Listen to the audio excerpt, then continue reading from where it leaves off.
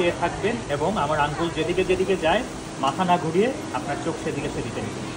কোনো জায়গায় যদি দুটো বেশি দেখেন, একটা আঙ্গুল যদি দুটো দেখেন, তাহলে আমাকে বলুন।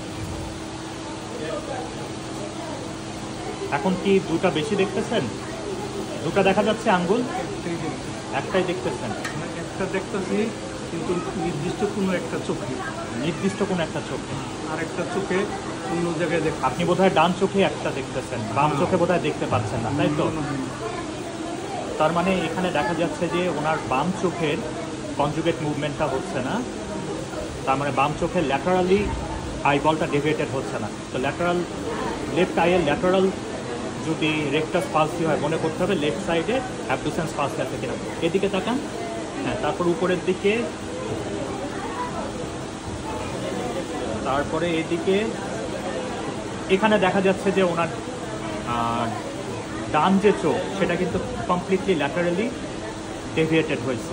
সুতরাং ডান চোখের অ্যাবডুসেন্স এখানে ঠিক আছে, বাম চোখের মিডিয়াল রেকটাসও ঠিক আছে, এবং উপরের নিচে তাকানো নিয়েও তার কোনো সমস্যা নেই। অপটিক মাসেলগুলো তার ওকে আছে। তার মানে তার মেইন সমস্যা হলো লেফট অ্যাবডুসেন্স নার্ভে, এবং তার লেফট ল্যাটারাল রেকটাসে পালসি আছে, যার কারণে সে অ্যাবডাকশন করতে পারতেছে না। এবং আমরা জানি অ্যাবডুসেন্স নার্ভের কমনলি প্যারালাইসিস হয় ডিউ টু রেস্ট ইন্ট্রাটেরিয়াল প্রেশার।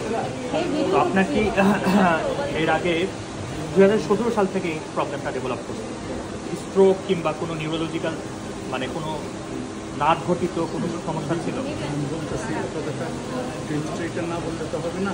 হ্যাঁ, 2017 সালে বাস থেকে নামার পরে আমি আর চোখে কোনো দেখি। তারপরে থেকে এটা শুরু হয়েছে। বাস থেকে নামার পরে?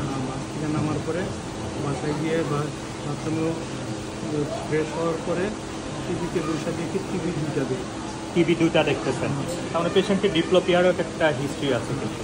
তারপরে লাইটের দিকে তাকায় দেখি দুইটা দেখি।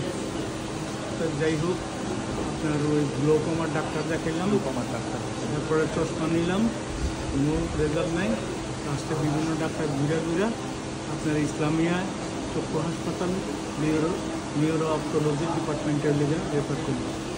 সেখানে ওই লেগে প্রায় 1 বছরের লেগে দেখি। ওনারা কী বলছেন লাস্টে? ওনারা যেটা বললো, এমআরআই ট্যামারআই এগুলো সমস্ত কিছু বললো। ওনারা বললো যে একটা স্ট্রোক হয়ে গেছে। স্ট্রোক হয়ে গেছে। So this is the most relevant cause I think. তারপরে একটা পর্যায়ে ওনারা মানে ওরা কি বলছে, ভেতরে রক্তপাত হয়েছে নাকি ভেতরে শুকায় গেছে? এরকম আমাকে কিছু বলেনি। এমআরআই রিপোর্টটা তো আপনার কাছে এখন নাই সম্ভব না, এখন ওটা দেখলে হয়তো ভালো বুঝতে পারতাম। তারপরে বললো যে এটা নাকি আর ব্যাক হবে না। এটা আর ব্যাক হবে না। হ্যাঁ, ওই নার্ভটা আপনার পার্মানেন্টলি প্যারালাইসিস। এটা